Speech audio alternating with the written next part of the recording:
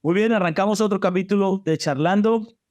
Una semana que ha pasado de todo, ¿no? En los mercados financieros, pues más que de todo, cosas muy importantes, diría yo.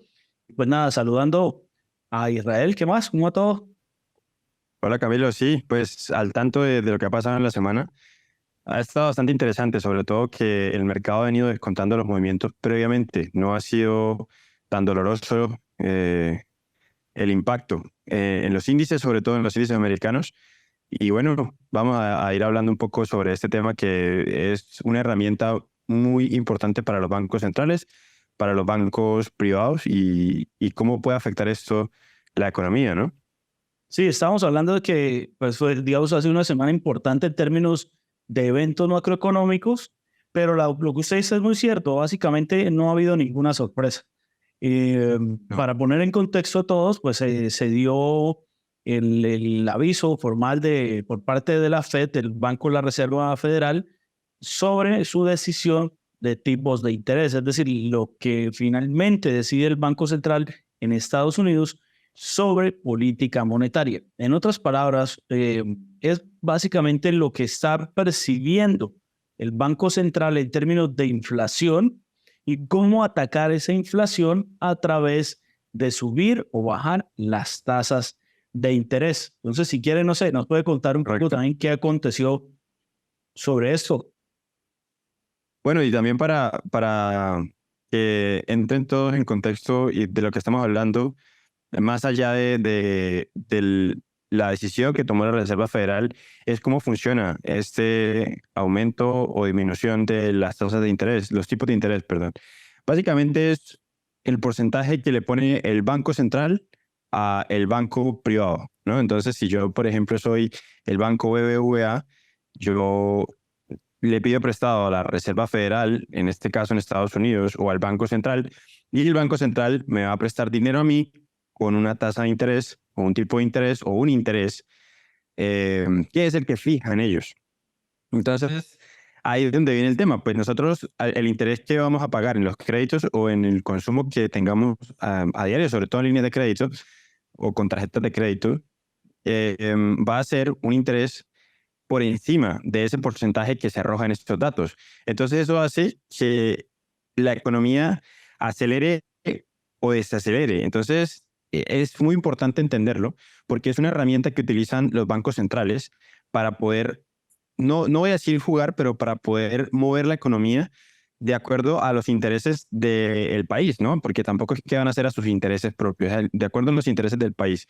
Entonces, ¿qué hizo la Reserva Federal? Pues tomó la decisión de subir las tasas de interés y eso ahora, pues Camilo, también vamos a hablarlo, ¿no? Porque ahora hay un escenario donde hay inflación y donde están aumentando las tasas de interés. Entonces podemos entrar en un escenario de esta inflación, ¿sí? O sea, un escenario que la verdad nadie quiere, pero es un escenario al que vamos encaminados. Entonces, pueden haber movimientos interesantes por parte de la Reserva Federal, más allá del aumento de las tasas de interés, es cómo lo maneja vía mercados, cómo lo maneja vía precio en acciones o sobre todo en los índices, cómo distribuye, como hizo en el periodo de Trump, para que esa inflación o esa posible recesión debido al aumento de las tasas de interés, pues no se vea tan marcado en los mercados y en la economía, ¿no? Pues es que hay mucho por hablar sobre el tema, pero para no ponernos técnicos, porque es que a veces, digamos, estos temas que lo son bastante técnicos, pues no quiere uno por querer explicar algo terminas enredando a la gente. Pero sí, o sea, la verdad es que estamos hablando de que el control de monetario, pues camina sobre una cuerda floja. Es un balance sumamente delicado, como bien usted lo menciona, eh, la manipulación de este tipo de políticas, en este caso de las tasas de interés, va a impactar directamente en el crecimiento de una economía por obvias razones. La medida en que el costo del dinero, es decir, el interés, aumenta, la demanda tiende a contraerse. De manera lógica, en la medida en que nos cobren más por un crédito, nos abstenemos de invertir, de comprar, de gastar, de demandar. Entonces, esa contracción de la economía se ve reflejado en una medición que se llama Producto Interno Bruto, bueno, entre otras, pero hablemos de las más conocidas, que es una de las fórmulas principales con las que se mide el crecimiento de la economía, el Producto Interno Bruto, porque dentro de esta fórmula hay algo que se llama el consumo. Entonces, en la medida en que baje el consumo y que baje la inversión también, pues se va a ver afectada el Producto Interno Bruto o el crecimiento de la economía. Y uno diría, bueno, pero ¿por qué va a premeditar el Banco Central? Que hay que decir, déjeme aclarar eso, los bancos centrales dentro de las economías de mercado actúan de manera independiente y autónoma, por lo menos en el libro, sí, en teoría es así.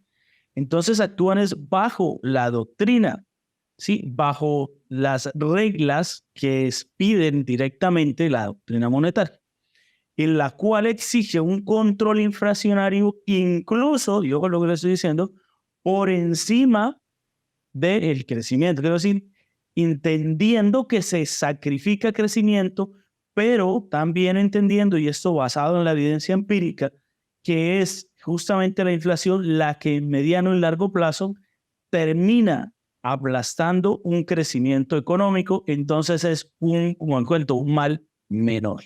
Pero pues lo hemos visto ampliamente, esto después del crecimiento post pandemia. En pandemia caen las tasas para incentivar el consumo, porque nadie quería comprar, nadie quería hacer nada, Exacto. no se sabía, se iba a acabar el mundo. Y luego cuando comienza esta aceleración, principalmente en Estados Unidos, pues empieza a darse un aumento de la demanda, pero también recordemos que gran parte de ese aumento de la demanda se dio porque Estados Unidos aumentó la emisión primaria, en otras palabras, sacó billete, imprimió muchos dólares y estos dólares terminaron pues generando inflación. Pero también otra cosa es que hubo contracción de la oferta, hubo problemas logísticos, etcétera, etcétera, que produjo una inflación global. Esa inflación fue la que dio pie a que todos los bancos centrales tuvieran que tomar la decisión de aumentar las tasas de intervención y se hizo de manera muy agresiva. ¿Qué es lo que sucedió esta semana? Pero digo, algo que ya venía pasando. Pasando no, que ya se había anunciado. Lo hablamos incluso en un capítulo anterior de Charlando. Y es que ya se evidenciaba que ese aumento agresivo iba a parar. Que si bien podía seguir aumentando, no lo iba a hacer con la fuerza que venía haciéndolo anteriormente. Y así fue. Entonces, subió lo esperado, lo que el mercado ya, como usted lo mencionó inicialmente, había descontado. Y algo que usted menciona que es clave, ¿no? Es sobre todo el hecho de que cuando aumentan las tasas de interés, aumentan los tipos de interés, el sentimiento del consumidor, bueno, más allá del sentimiento del consumidor es la lógica del consumidor es a no gastar porque me van a cobrar más. Y si el consumidor no consume y si no se gasta, la economía se ralentiza. Y al ralentizarse la economía entramos en recesión. Que es que es la palabra que en Estados Unidos se ha evadido en los últimos años y que se ha evitado hablar, pero inevitablemente vamos a llegar a ese punto.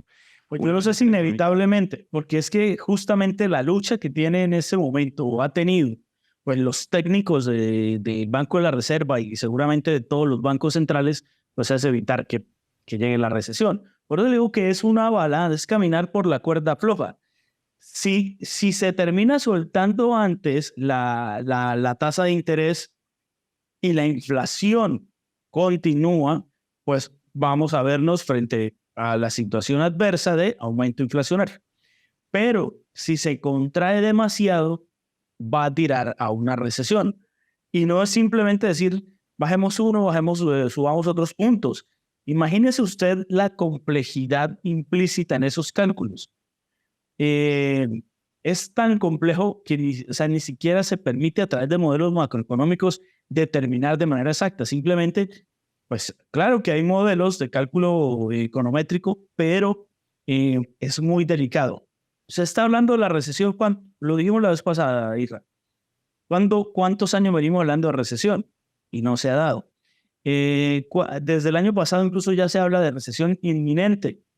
y en realidad pues como que llega o no llega, pero pues habría que esperar realmente una contracción. Básicamente la recesión es que no crezca la economía durante al menos 3 trimestres consecutivos, pero hay que esperar.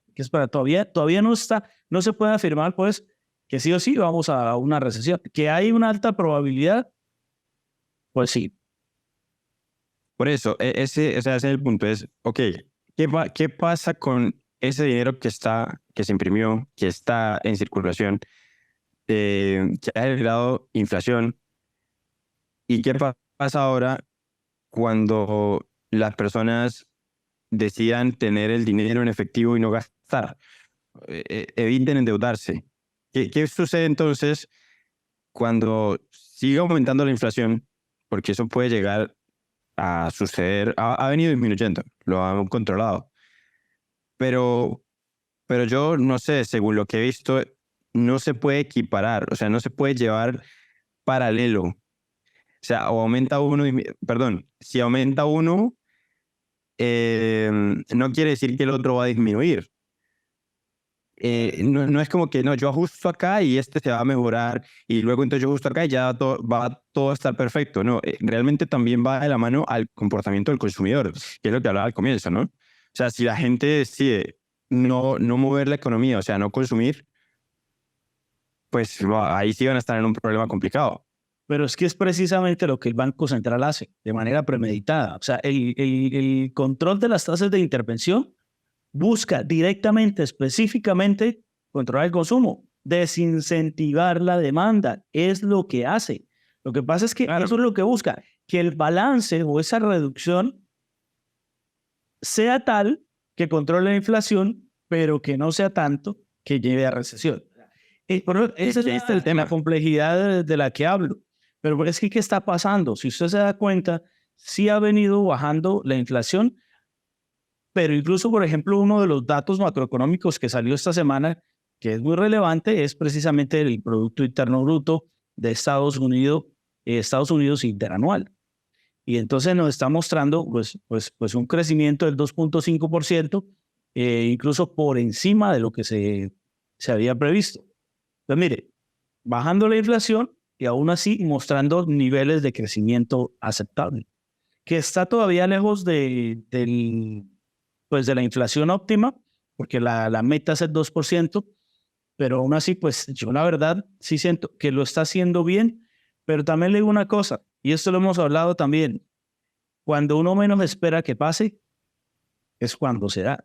Esto en términos económicos es cuando todo el mundo dijo va a venir la recesión, van a caer los mercados, cuando todo el mundo lo hablaba y nunca pasó. Y ahora hay una aparente calma y le digo, esto lo he publicado en mis redes, desde el punto de vista técnico y quiero aclararlo, esto más que un estudio macroeconómico es un concepto técnico. Veo los índices en una zona de peligro. En una zona de peligro. Siento que este puede ser el último mes alcista por mucho tiempo de los índices americanos. Pero también vale la pena aclarar que una cosa es el comportamiento de la economía y otra cosa es el comportamiento de la bolsa, que pueden estar relacionados, que pueden haber correlación, por supuesto. Pero usted ahorita hablaba de, bueno, ¿y qué se hizo toda esa plata que se imprimió? Más que terminar en el mercado real, por ejemplo, un gran refugio de toda esa liquidez fue la bolsa de valores. Y es por eso que los índices americanos, a pesar de pandemia, lograron día tras día hacer nuevos máximos históricos. Una locura. La pregunta es, ¿qué va a pasar? Esa es una pregunta interesante. ¿Qué va a pasar con toda esa liquidez cuando llegue a haber un pánico de mercado? Porque la mayoría de esa liquidez que se produjo en pandemia, no voy a decir toda, pero una gran parte, se refugió en mercados financieros, principalmente en renta variable. Ahorita están migrando muchos a renta fija y lo hemos hablado por las condiciones de las tasas de interés. Pero ¿qué va? Esa, digamos, en un pánico de mercado, esa liquidez va a ir a otro lado y eso puede generar también que se genere un desastre. Pánico de mercado, aumento de la demanda del sector real generando o descontrolando la inflación que parece controlada versus una economía que se quería frenar. Ese sería el peor panorama, por supuesto. Esperemos que no suceda. Bueno, también ahorita que lo menciona la parte técnica, pues me ha parecido interesante que los mercados no, o bueno, los índices, no han descontado de una manera tan agresiva como lo hacían en años anteriores. Cualquier tipo de noticia, no lo descuentan de una manera tan agresiva. Ayer, por ejemplo, eh, el precio subió con fuerza y volvió a caer. Y se dio todo el movimiento intradiario y demás, y el cierre fue prácticamente el mismo de la apertura. Entonces, digamos que fue flat, en cero. Entonces, eso me llamó mucho la atención porque es raro. O sea, es raro que con este tipo de noticias no haya sido un catalizador para una caída del mercado como lo fue. Yo me acuerdo en el 2018, que con una noticia similar, los índices comenzaron a caer, el S&P 500, a caer vertical, a caer, a caer, a caer. Obviamente después recuperaron, pero no sé, tengo la sensación de que lo están aguantando, de que están esperando algo más, de que no hemos visto todo o no ha salido la noticia completa. Lo que usted menciona ahorita, no nos esperamos algo y de repente pasa lo peor. Pero eso lo he visto vía precio. También hay que mencionar que pues esto no es una recomendación de inversión, tampoco es como que ay, de ahora todos van a ir cortos. No, la verdad es que en los mercados hay que tener mucho cuidado, Acuérdame que sobre todo dejar el disclaimer. la declaración, sí, el disclaimer. En los mercados, si uno no tiene un criterio propio y una gestión monetaria correcta, la verdad no vale la pena ni entrar, eso es perder plata. Entonces hay que tenerlo en cuenta. Y otra cosa que iba a mencionar era sobre todo el comportamiento de otras regiones, porque la Reserva Federal decide o define que debe aumentar las tasas de interés y también el Banco Central Europeo. Entonces ya lo llevamos a algo global, ¿no? Porque en países con economías emergentes, pues se ven afectados directamente por este aumento de las tasas de interés o este aumento de los tipos de interés en países como Estados Unidos y en regiones o zonas como la zona euro. Entonces, ¿eso cómo nos puede afectar a nosotros, Camilo? Por ejemplo, ya vamos a llevarlo a un contexto regional y nacional como es en Colombia. Me está preguntando. Sí, lo estoy preguntando. Pues eso, como le digo, o sea, a ver, se espera, por supuesto, que cada uno de esos acontecimientos generen efectos dominó, ¿no? O sea, siempre la economía globalizada tiene este tipo de comportamientos. No es fija, sino que es dinámica de acuerdo a presiones que se dan de un lado y del otro. Entonces son efectos colaterales que se pueden esperar. Pero sí, yo lo que le hablaba ahorita, por ejemplo, ¿qué pasaría con la liquidez que tiene los mercados financieros norteamericanos? Y esto solo es una hipótesis. Volvemos al tema, no es ninguna recomendación. Pero imaginemos un colapso, una caída de las bolsas americanas. ¿Usted sabe la cantidad de billete que hay metido en la bolsa? O sea, para lograr los históricos unos tras otros después de pandemia, la cantidad de dinero que hay allí, o sea, estamos hablando, no sé, de una cantidad que seguramente puede transformar regiones completas. Entonces, ese dinero va para un lado. Quiero decir, usted sabe que el dinero no se pierde. Si eso se cae, alguno se quedó con esa plata. Unos perdieron, Y eso, otros ganaron. pero no, y eso, a ver, eso también puede llegar a ser algo que se me ocurre ahorita es, supongamos que yo compro ETFs sobre el S&P 500 y hay muchas personas que están comprando ETFs de Vanguard, de BlackRock, en fin, del S&P 500 o de Nasdaq. Yo decido liquidar mis posiciones para tener el cash, para estar con el efectivo. ¿Qué pasa si todos pensamos igual? Ahí es donde viene el tema del dinero.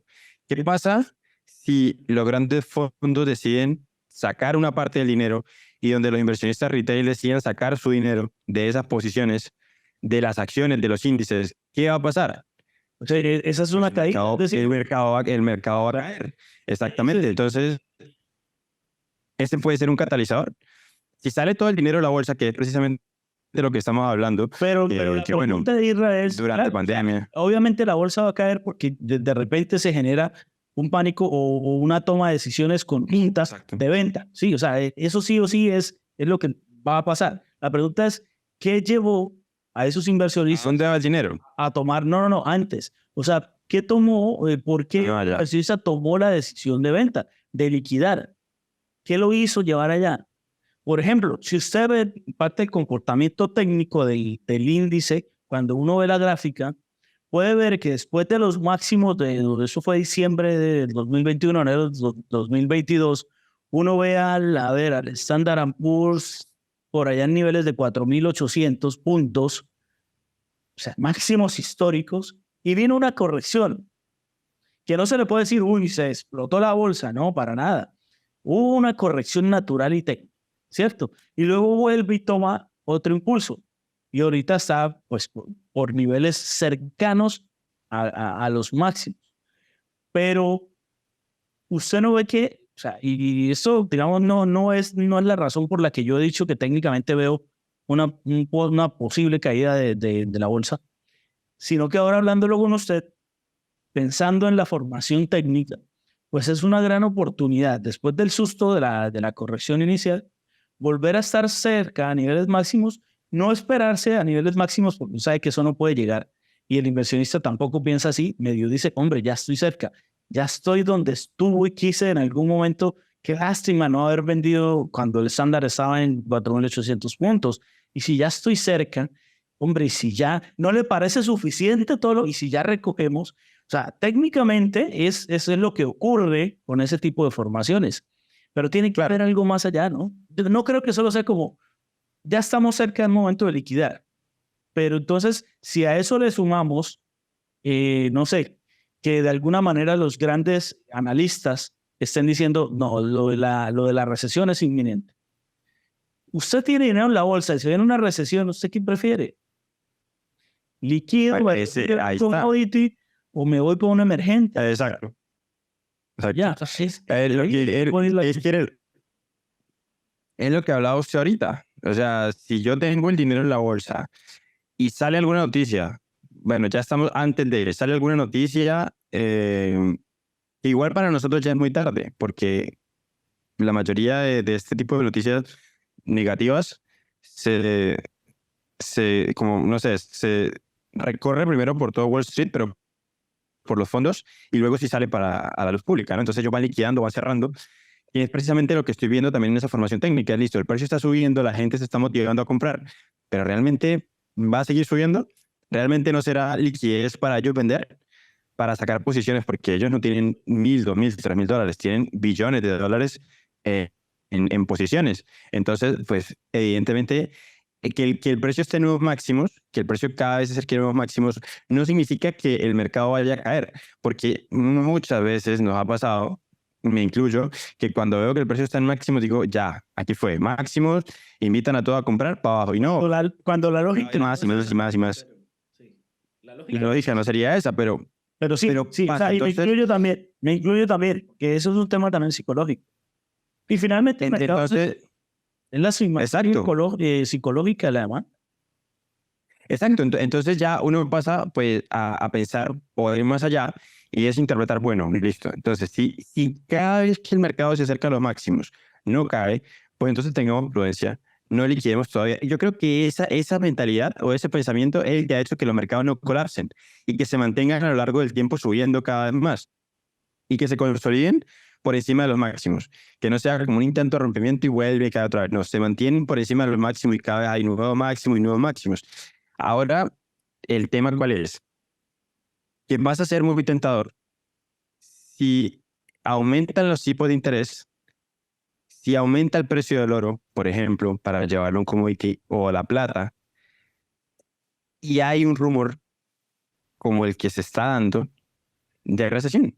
Entonces, ¿qué pasa? Que habrán muchos que dirán, bueno, saco una parte del dinero y la pongo en los bonos a 30 años. Bono del tesoro a 30 años, el activo más seguro, entre comillas. Y luego me compro una parte en oro, pero el lingote de oro, no entran a un CFD o no, un lingote de oro, no un futuro ni nada de eso. Entonces compro unos lingotes de oro, compro un lingote de plata. ¿Y qué pasa? Pues que el dinero va a estar, lo va a tener el inversionista ahí una parte en bonos, en renta fija, y otra parte lo tiene él y las acciones están allá. O sea, las acciones están allá esperando a ver quién las compra. Sí, a mí me sorprendió de hecho que en pandemia y pues meses posteriores, el mercado en vez de refugiarse fuertemente en el oro, terminó refugiándose en el mercado variable, de renta variable. Quiero decir, Sí. de títulos financieros más que del delivery, por ejemplo, como usted lo menciona, del commodity. Pero sabe que una gran oportunidad también de inversión pueden ser los mercados emergentes. Porque es que si usted revisa comportamiento de los mercados emergentes versus recuperación del mercado norteamericano, nada que hacer. Muchas de las bolsas emergentes están cercanos a momentos previos a la pandemia. O sea, llegaron hasta allí como que bueno. Pero Estados Unidos, pues, la bolsa norteamericana, después de 2 meses, o sea, en junio del 2020, ya estaba llegando a prepandemia y de ahí para arriba superando y superando, pero con creces los máximos. Entonces se sobrecompró, pero una cosa absurda, el mercado todavía lo está, salvo que ahora no estamos en pandemia y uno dice, bueno, tiene más sentido que esa irracionalidad de pandemia, pero los mercados emergentes pues siguen todavía muy flojos y ni hablar del mercado colombiano, que tiene un A eso margen voy. brutal con empresas regaladas, no por nada los Gilinski llegaron pues a aprovechar la oferta Comprar, sí. y eso puede pasar con muchas compañías que si se siguen durmiendo las juntas directivas de estas compañías, Colombia, que están regalando las acciones vía precio de mercado, pues va a llegar otro grupo empresarial perfectamente. Además, seamos sinceros, una compañía aquí en Colombia, en términos proporcionales, lo que vale es nada versus a una gran compañía norteamericana. Ah, obvio, sí, sí, O sí. sea, meterle $4 billones a una compañía, como lo hicieron el grupo de los Gilinski, pues versus, no sé, $220 que puede, 220 billones de dólares que puede costar, no sé, Apple, por ejemplo, eh, pues no es nada. O sea, como que la apuesta vale la pena. Y si las están regalando, pueden llegar y empezar una serie de OPAs que por otro lado dejarían incierto al mercado. Bueno para los inversionistas minoritarios, porque a mí me encantaría que llegaran y lo hicieran, porque voy a ver mi portafolio seguramente beneficiado. Pero es increíble que a pesar de lo que hizo el grupo Gilinski, a pesar de eso, siguen sin buscar cómo generar valor, el precio de mercado, para que no te corran, muchas compañías no corran el mismo riesgo que corrió el GEA, porque el aprendizaje para el GEA fue durísimo. Bueno, bueno, eso me lleva también a tocar un tema y es, no afectará, y se lo pregunto. Ya lo hemos hablado antes, pero veo que últimamente está tomando como mayor relevancia o importancia el tema político. ¿Qué opina usted del tema político? Si afecta o no al mercado colombiano, ya que estamos hablando también de... Es que va todo de la mano. Porque, a ver, para organizar las ideas y también contextualizar es, si el dinero sale de las bolsas de Estados Unidos, puede ir a bolsas de otros países. Si el dinero sale de Estados Unidos, si sale, no necesariamente... ¿Cómo? Va a ir, porque es que, pero Exacto. como hemos dicho, o sea, es la Si lógica. sale de Estados Unidos, Sí. o sea, si sale de bonos, si sale de oro, si sale de acciones, si sale de Estados Unidos. Entonces va a Principalmente de acciones, diría yo. entonces va a Más que países renta como, fija. por ejemplo, Brasil, Colombia, Argentina no. O sea, Argentina, la verdad, está un poco descartada. Y ahí voy. Porque antes Argentina... Depende, Yo me porque acuerdo acuérdense que en octubre creo hay elecciones también en Argentina. Ah, bueno, Con una alta bueno. probabilidad de que llegue un presidente de extrema derecha como lo es Javier Milei. Y está hablando abiertamente, y de hecho gran parte de su bandera política es la Es dolarización. mercados. Y sobre todo, él tiene un conocimiento amplio sobre mercados, sobre el tema de instrumentos financieros y capitales. Yo lo he escuchado, no he profundizado mucho en el tema, sobre todo de Argentina, de político, pero puede ser, y a eso voy. Entonces puede ser que porque llegue Milei, entonces haya un interés en el Merval, ¿sí? Que sería como el índice argentino. Incluso antes, o sea, a ver, la apuesta dura sería antes de. Si usted Bueno, sí, prevé pero que ahí es donde está regalado. Porque, ojo, con una economía ya dolarizada, digamos, ya no hay ese spread entre la oportunidad de precio vía tasa de cambiaria versus un dólar real. Porque es lo que pretende, eso no se va a dar de un momento a otro. Yo lo he escuchado y obviamente él habla de una transición hacia la dolarización, pero es su política, o sea, es su bandera económica, es la dolarización, porque es que la inflación es insoportable en Argentina. Entonces, bueno, y eso hablando de Argentina, Isra, y Colombia, que de cierta manera incluso está cumpliendo más a rajatabla la regla fiscal. Y aún así, pero mire que la bolsa ha venido mejorando lentamente y que en la medida en que, usted me decía ahorita que si lo político, pues por supuesto que importa, es lo que le importa a los inversionistas. Y es que la gente a veces, exacto. espera, es que le echan duro a Petro o otros quieren echarle. Es que no es Petro, es qué piensan los inversionistas ¿de qué? De un escenario para invertir o no. Así de sencillo. ¿Les gusta los inversionistas o no? Pues se meten. ¿Le parece que no es un escenario interesante? Pues no es tan así de fácil. Entonces, o sea, digamos que la decisión, porque déjeme decir una cosita. Mucha gente a veces piensa, obviamente desde el desconocimiento, que es que un día se levantó Petro y dijo, vamos a hacer que la bolsa caiga.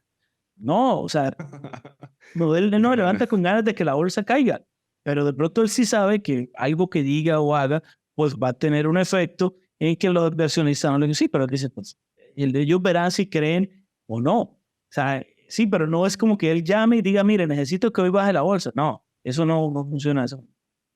Es lo que pasó también hace relativamente poco, ¿no? Cuando Petro dijo que no compraran dólares porque iban a perder el dinero, porque iba a bajar. En ese momento se disparó el precio, el dólar, o sea, el dólar peso colombiano. Y actualmente, pues cayó. O sea, digamos que tuvo razón, no en el corto plazo, en el mediano plazo. Entonces, porque al final es el que tiene como las riendas de todo. Y él sabe qué puede afectar y qué no. Déjeme decir algo aquí que a algunos les va a gustar o a otros no. Pero la verdad es que si él, lo que él estaba diciendo de no compren a 5.000 porque va a bajar, y él estaba pensando que iba a bajar porque iba a poder seguir implantando sus políticas a rajatabla, pues no, estaba meando por época.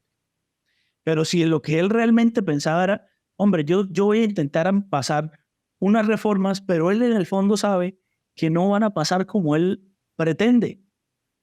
¿Usted cree que esta respuesta de confianza a los mercados es por qué? ¿Porque está afianzado Petro? No, es porque se está mostrando debilidad la capacidad, primero, cohesión del gobierno y de que esa cohesión genere finalmente resultados, digamos, muy a rajatabla, como lo esperaba Petro, sino que todas estas reformas ya se están filtrando. Mire que no pasaron de entrada, ya se evidencia que la coalición ya no está.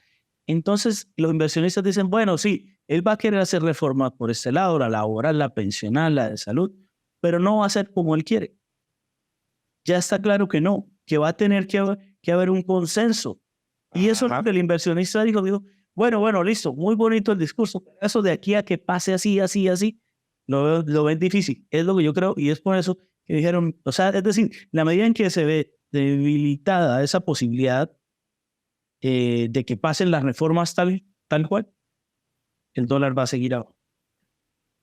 O sea, podríamos decir también que el simple hecho de que lo que quiera, las decisiones que quiera tomar Petro, inmediatas, tengan primero que pasar por un proceso de revisión, ¿no? Hablándolo así Ese es el control de poderes.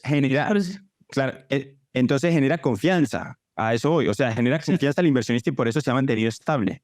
Sí, porque es que, digamos, lo que se mostró inicialmente es, para poder gobernar se necesitan que las ramas del poder de alguna manera estén alineadas. Digo, gobernar en el sentido de querer hacer lo que quiera el Ejecutivo. Pues no, Exacto. precisamente esa balanza de poderes con el Ejecutivo y el Judicial, el Legislativo, perdón, es evitar que uno se apodere o que con la intención de uno solo sea lo que se vaya a aplicar. Entonces él coge y le dice, Como es en Venezuela. claro, y le dice a la ministra de Salud, bueno, vamos a armar una reforma a la salud y cogen y hacen una cosa que la verdad es que no me parece un sinsentido completo, porque hombre, sí se necesita una reforma de salud, sí, pero es que, a ver, no queremos hablar, no voy a ampliar eso, pero la verdad es que no tiene sentido pensar y generar esos cambios tan abruptos y que a la larga pensar en que el gobierno sea más eficiente que el privado me parece es una falta de, no sé, de revisión histórica de la situación. Pero bueno, entonces, claro, sale el documento propuesto por el legislativo, por el ejecutivo, perdón, Ejecutivo. y el legislativo dice, pues mira, pues no, ¿sabes? No, se necesitan más cosas y ahí hay una división de esa alianza que se había dado, de esas coaliciones políticas internas donde se estaba pactando, como dicen, hasta con el diablo, porque en muchas ocasiones a los políticos estas reformas les podía funcionar. Imagínese que usted como congresista que además maneja, y esto ha sido siempre así, por ejemplo, la parte de la salud en los departamentos, ahora usted también tenga autonomía de gestión de un presupuesto solo a través de esas instituciones públicas. O sea, no entiendo cómo se pretende que eso pueda terminar bien. Y eso se ha dado, entonces todas estas reformas llegan y se han rechazado. Entonces ahí es donde el inversionista dice, bueno, está bien. O sea, el gobierno tiene su intención, pero se evidencian que las ramas están en su sitio, están paradas y que si no se llega a un consenso real, posiblemente no pase. Sí, habrán cosas que pasen que no le gusta al inversionista, pero en términos generales, y lo mismo, habrán cosas que le gusten al pueblo, a la población y que sean buenas para ellas, como hay cosas que dirán, pero eso siguió lo mismo. Sí, pero es que eso es un consenso. Eso es un consenso, porque si se trata de tomar decisiones solo desde un punto de vista, pues en ningún caso se puede pretender que eso sea pues un pacto de reconciliación, de consenso y de avance. Esto, yo sí le Bueno, atribuyo directamente a eso, la caída. por eso, entonces, em, bueno, sí tiene muchísimo peso el hecho de que no pueda tomar decisiones de una forma inmediata y que tenga que pasar por su filtro regular. Y eso hace que los inversionistas tengan un poco más de confianza en la estabilidad, más que en invertir en la estabilidad, pero están esperando algo más. Porque si no estuvieran esperando algo más, el precio ya habría subido. Porque en los libros, y ya usted lo ha mencionado en muchas ocasiones, las empresas están regaladas. Entonces, ¿por qué los precios no suben? Se han mantenido, no han caído, no ha habido como ese pánico, esa desesperación. Entonces, ¿qué se está esperando? Pero realmente lo que yo considero, ¿no? De mi ignorancia, sobre todo en el mercado colombiano, que no estoy al tanto diariamente, yo creo que lo que están esperando es que haya algún tipo de inversión extranjera. Y si hay inversión extranjera, todos se desatan comprando. Estoy de acuerdo. O sea, ahí hay dos factores que yo considero. Por un lado, lo que usted acaba de mencionar. Digamos, la dinámica del mercado local no se alimenta solo de la economía local, porque somos un país pequeño. Pues, digamos, en términos económicos, somos pobres. Entonces, aquí por ejemplo, hoy se negoció 58.000 millones de pesos en la bolsa. Hace 2 años se negociaban 200.000, para que se haga una idea. Entonces, llegar a 200.000 fue una época de buena liquidez para el mercado versus los volúmenes de ahora. Pero, ¿cuál es la diferencia? Había inversión extranjera. O sea, muchos de los fondos ya se fueron. Y es que esos fondos, usted sabe que son los que manejan el billete. Y vuelvo y le digo, Irra, es que para ellos 1.000 millones de dólares no es nada. O sea, quiero decir, No, es caja ahí que meten ese pequeño porcentaje del portafolio que dicen vamos a diversificar y alto riesgo y lo metemos en emergentes. No es nada. sí, Para acá, eso es un billete muy largo. Entonces, eso por un lado. Y lo otro es que si bien hay una aparente situación que acabo de mencionar de que finalmente el gobierno no va a poder instaurar a rajatabla sus pretensiones, pues todavía no está claro. O sea, sigue estando el sinsabor y sigue estando, yo pienso, la precaución de, pues, esperemos a ver en qué termina eso, cuáles son las condiciones. Usted sabe que para el inversionista no hay nada peor que la incertidumbre. Usted le puede decir al inversionista, la situación es mala, pero esta es la situación. Mala, pero aquí están las reglas de juego. Pero si usted dice que no se sabe nada, se sabe. se sabe, Ay, no, está mal. pero esa incertidumbre de ni si se sabe si es bueno o malo, esa parte para el inversionista es lo peor. Entonces, si las reglas de juego están claras, seguramente va a haber, ahí sí donde vamos a ver un jalonazo hacia el Colcap que estamos esperando. Hombre, y es que cuando uno lo mira, de verdad es que es increíble, oye, y empresas que, uf, absurdo, absurdo. Pero bueno, insisto, si no se pellizcan también las compañías de aquí que también pueden generar valor a través, por ejemplo, de compras de sus mismas acciones, reconociendo el valor implícito en ellas y de paso dándole un espaldarazo a los minoritarios que los hemos esperado, pues otro va a llegar y lo va a... O sea, básicamente es OPAs, ¿no? Hacer OPAs. Pero es que parece chistoso, pero aquí lo único que mueve el mercado colombiano son las OPA. Sí, pues sí, realmente eso. O sea, para los que nos estén escuchando, las ofertas públicas de adquisición, cuando compañías deciden Comprar otra vez la acción. readquirir sus acciones, sí, sería una readquisición, o también una toma hostil, como lo hizo Gilinski, que fue llegar y pues comprar de manera, o sea, ofertar, sí, de manera no consensuada con los dueños y quedarse con esa participación. ¿Y por qué lo pueden hacer? Porque son acciones que están públicas.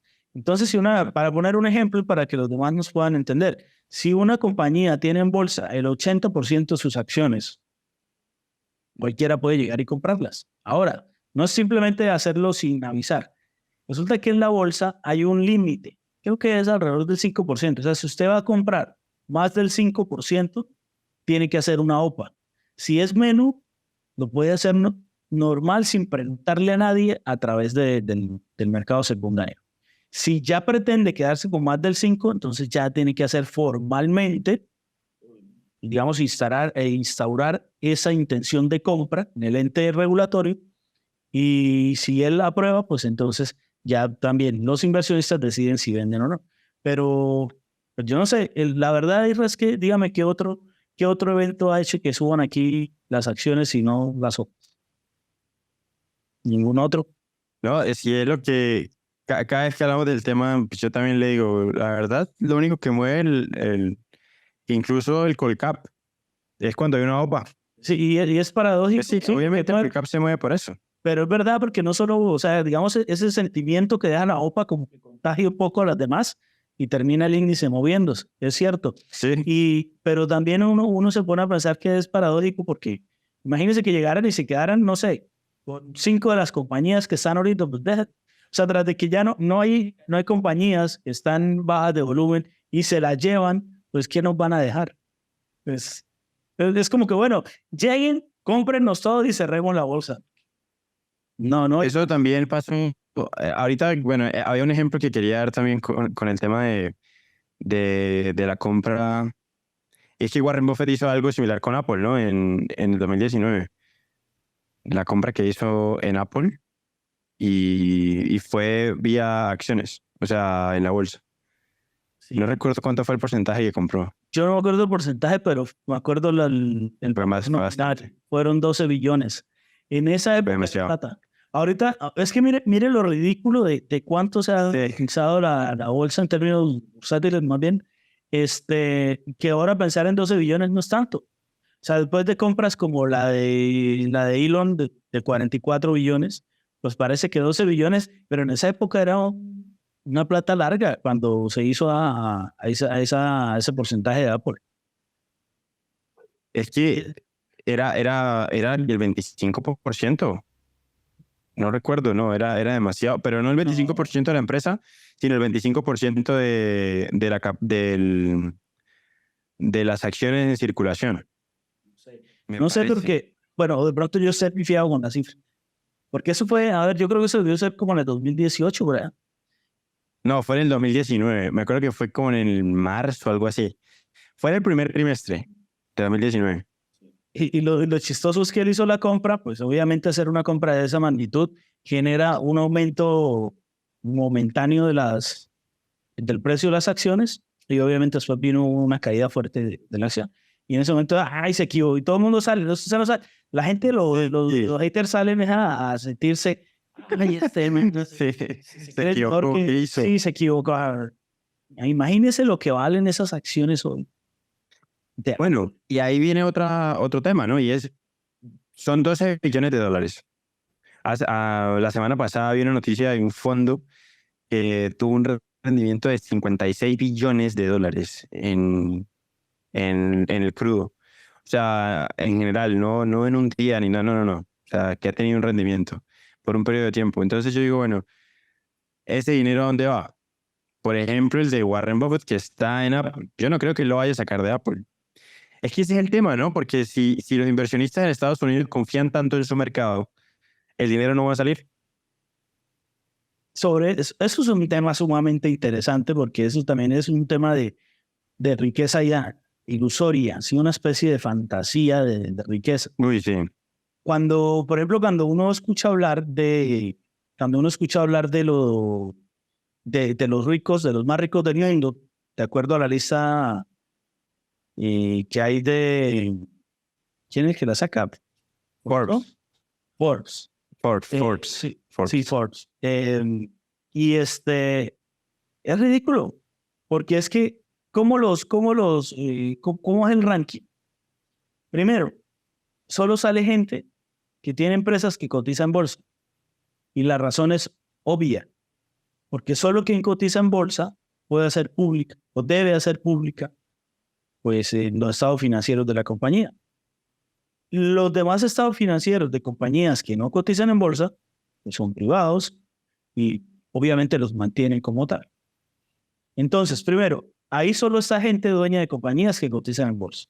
Segundo, y lo más importante, la riqueza que le asignan es de acuerdo al valor bursátil, al precio de la compañía según el mercado, la capitalización. La capital bursátil.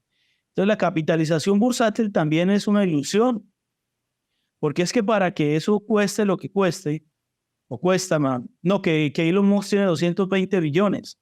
Para que él realmente tenga eso, tiene que salir, vender todas las acciones y que alguien se las compre a 220. Cosa que no va a pasar por una lógica de oferta y demanda. Así de sencillo. Entonces, por ejemplo, una de las de convertir una riqueza bursátil en real fue la venta de Twitter. Esos tipos sí, Bueno, sí concretaron. sacarla de volverla privada. Sí, esos tipos sí concretaron en cash. Sí, Y con eso ahí sí uno dice, y yo creo que han sido de los pocos negocios de esa magnitud. Sí, porque sí. hoy puede tener Elon 220 billones y mañana tener 100. Perfectamente, si se cae la acción. Claro. Y entonces, pasó de ser el número uno. Sí, porque es que en realidad no es que los tenga.